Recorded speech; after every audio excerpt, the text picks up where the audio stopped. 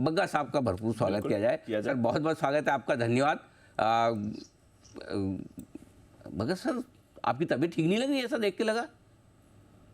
थोड़ा सा गला खराब है अनिल। अच्छा, मुझे देख के लगा भी थोड़े से डल लग रहा है। हाँ जी, चलिए सर, ध्यान रखें। तो आप जितना आराम से कर पाएँ बोल पाएँ उतने ही प्लीज़। सबसे पहले सर थोड़ा अमेरिका का ही हालचाल ले लेते हैं। कल थोड़ा सा ये सुनने में आया है वहाँ पर कि भाई शायद फेड के एक सदस्य ने कहा है कि भाई ब्याज दरें जल्दी से ना घटे। क्या उसको सीरियसली लेना है या इग्नोर? नहीं, ये बिल्कुल ये ऐसे ही चल रहा अनिल जी। पिछले हफ्ते भी 4 फेड के वरिष्ठ अधिकारियों ने यही कहा था। अब कल क्रिस्टोफर वॉलर जो फेड गवर्नर हैं, उन्होंने भी यही कहा, देखिए रेट तो कटेंगे और हमारा जो पसंदीदा पीसीई इंडेक्स है वो 2% की तरफ जाएगा, बट मार्च में जो आप सोच रहे हैं वो मैं कह नहीं सकता। दूसरा, जो 6 रेट कट मार्केट फोरकास्ट कर रहा है वो मुझे ज्यादा लग रहे हैं।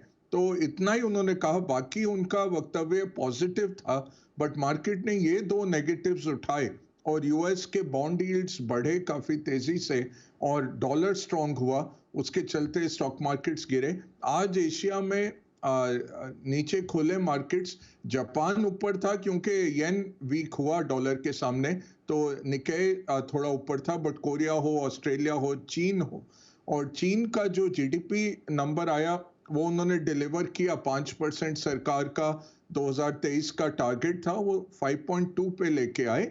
बट उसके सामने अनिल जी जो बाकी अंडरलाइंग इकोनॉमिक डेटा आ रहा है कि रिटेल सेल्स थोड़ा स्लो डाउन हुआ और नए घरों की प्राइसिंग में भी एक गिरावट थी, तो उसके चलते मार्केट्स थोड़े विचलित हुए, रिस्क ऑफ दिख रहा है। तो ये सब कारण है। और भारत में तो क्योंकि दिग्गज बैंकिंग शेयर के नतीजे थोड़े नीचे आए अनुमान से, तो एक थोड़ा सेलिंग आया, बट ओवरऑल एशियाई मार्केट भी आज थोड़े सुस्त हैं और भारत भी उसी को फॉलो कर रहा है। नहीं अनिल जी, देखिए दोनों पार्टीज में क्या होता है कि उनका चुनावी उम्मीदवार भी पार्टी के मेंबर्स द्वारा चुना जाता है, तो वो कॉकस कहते हैं उसको, कि वहां पे हर स्टेट में इलेक्शन होते हैं और जो रिपब्लिकन के मेंबर्स हैं वो वोट कर सकते हैं कि हमारा पसंदीदा कैंडिडेट कौन है। तो आयोवा से शुरू होता है। आयोवा में ट्रंप ने बहुत भारी विजय हासिल की, 50% से ज्यादा उनको मत मिले, और अगले जो 2 प्रत्याशी थे वो 20% के करीब थे।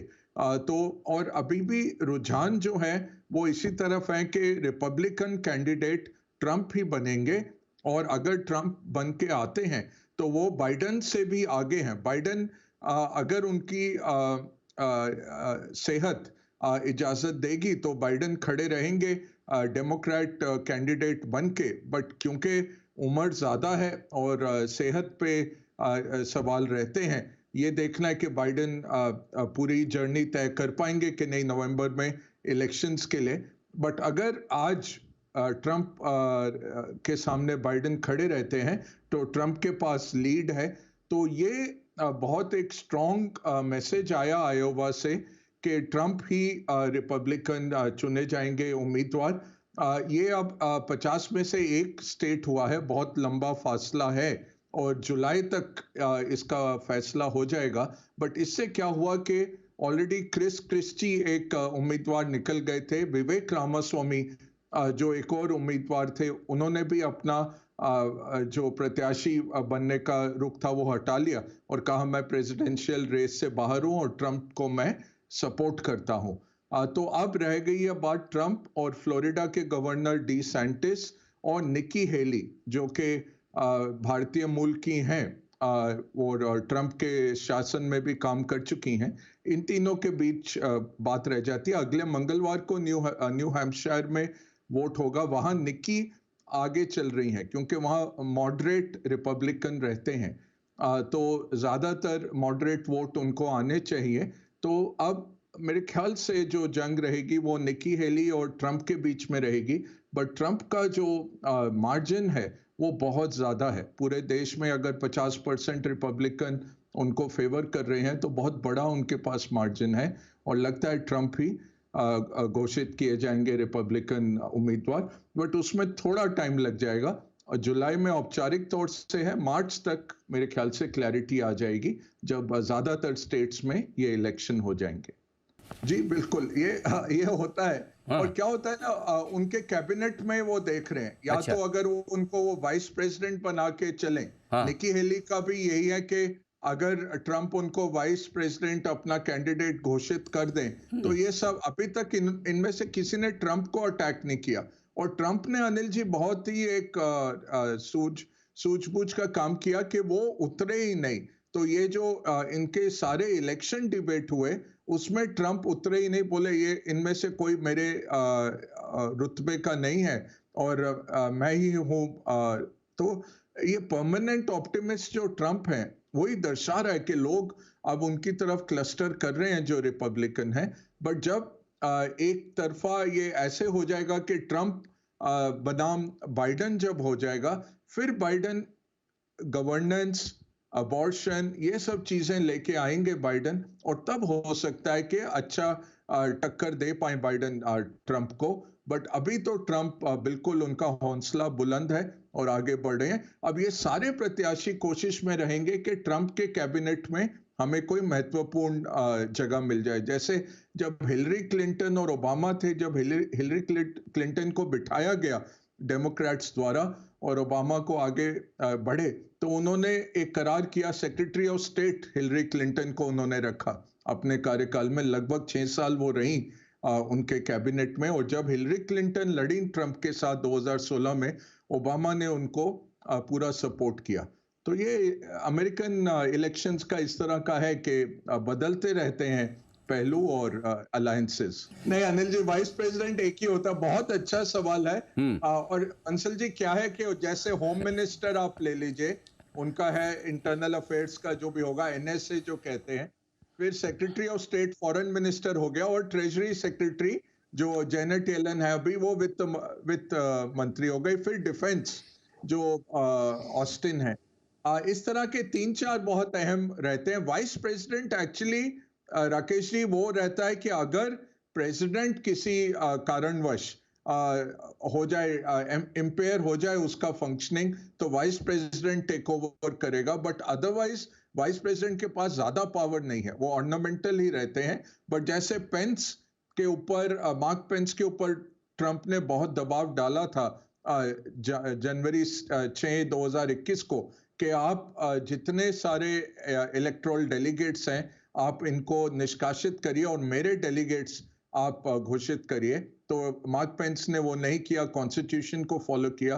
तो कहीं जगह पे वाइस प्रेसिडेंट इंपॉर्टेंट होता है। अब वो जैसे राज्यसभा का चेयरमैन हमारे भी वाइस प्रेसिडेंट रहते हैं, वैसे ही उनके सेनेट में वोटिंग है वाइस प्रेसिडेंट की। तो जब बहुत टक्कर रहती है 49 और 50 के बीच में, ऐसे वोट स्प्लिट होते हैं, तो वाइस प्रेसिडेंट वोटिंग कर सकते हैं।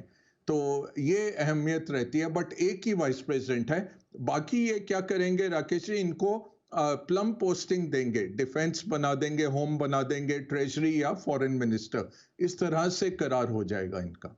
नहीं, बहुत सही अनिल जी। और जिस तरह से आप कैलिकट में थे और फ्लाइट कैंसिल कर दी गई, इतने घंटे रोक के लोगों को, वही मैं भी उस दिन ट्रैवल कर रहा था और जगह ही नहीं बची है। जैसे लॉन्च में सीधा, कल भी कुणाल जी कह रहे थे कार्यक्रम में, लॉन्च में बाहर ही कह देते हैं जी इतनी फ्लाइटें कैंसिल हो रही है, लेट है, अंदर जगह ही नहीं, आप कहीं भी जगह और ढूंढ लीजिए। तो बंसल जी का नाम लेके अंदर दाखिल होना पड़ता है कि हम राकेश जी के दोस्त हैं। और ये एयरलाइंस इतना धोखा कर रहे हैं। अब जो 1.5 घंटे की फ्लाइट होती है, उसका शेड्यूल दिखाते हैं 2.5 घंटे। तो ये 99% ऑन टाइम दिखा देते हैं, जबकि एक्चुअल आपका फ्लाइंग टाइम 1 घंटा 20 मिनट है। वो होना चाहिए आपका फ्लाइंग टाइम। इनका जो आपके बोर्डिंग पास पे आता है या शेड्यूल आता है, वो 2.5 घंटे का होता है। दूसरा, अब जो इनके रेगुलेटर ने कहा है कि आप 3 घंटे से ज्यादा करेंगे, ये क्या करते हैं अनिल जी, लोगों को बोर्ड करवा देते हैं। एक बारी बोर्डिंग हो गई, फ्लाइट क्लोज हो गई, ये दिखाते हमने तो अपनी तरफ से बोर्डिंग कर ली, अब एटीसी ने हमें अलाउ नहीं किया, तो हमारा ऑन टाइम हो गया। इस तरह की चीजें यूज करके ये कस्टमर्स को एक्सप्लॉइट करी जा रहा है। 10-15 हज़ार 20 हज़ार के आपके फेयर्स हैं, कुछ भी जिसमें डिस्टेंस नहीं है, इतना प्राइस गॉउजिंग करने के बाद इतनी बुरी सुविधा, और जो नीचे स्टाफ होते हैं ग्राउंड, उनको कोई खबर नहीं होती, या वो सीधा कहते हैं अगर आप 60 मिनट से 1 मिनट भी लेट आए आपको डिसएम्बार्क कर देते हैं, आपको नहीं जाने देते थे। और यहाँ लोगों को 9 घंटे 15 घंटे प्लेनों में बंद कर रहे हैं। भुवनेश्वर एयरपोर्ट पे इंडिगो ने एरो ब्रिज के अंदर महिलाएं, बच्चे, बूढ़े लोग 1 घंटे के लिए बिना एसी के उनको रख दिया अंदर, जहां हवा भी नहीं थी, कोई टॉयलेट की सुविधा नहीं, दोनों तरफ से बंद कर दिया। अभी स्पाइस जेट का आज निकला अनिल जी, एक आदमी टॉयलेट में फंस गया 2 घंटे के लिए। अब कोई भी टॉयलेट हो, अगर बच्चा जाए या कोई सिगरेट जला ले, आपके पास विकल्प होना चाहिए कि आप खोल सकें वो टॉयलेट का लॉक किसी भी तरह से। 2 घंटे वो आदमी फंसा रहा।